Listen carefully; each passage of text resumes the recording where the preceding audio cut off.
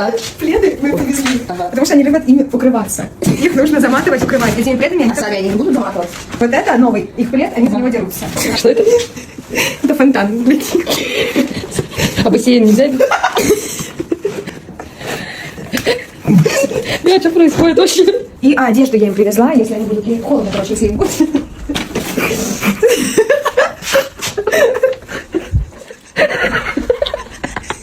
Самый нарядный, наверное, как гостей-то взяли. Такая новая. Что поменьше, что... Цветок живет. Бля. Я забыл, что цветки. Вы насколько мне их привезли? Почему корма много? Кормить этого рыжего надо отдельно, а то он гопает и все. Закрывай прям на замок, а он открывает дверь. Это правда.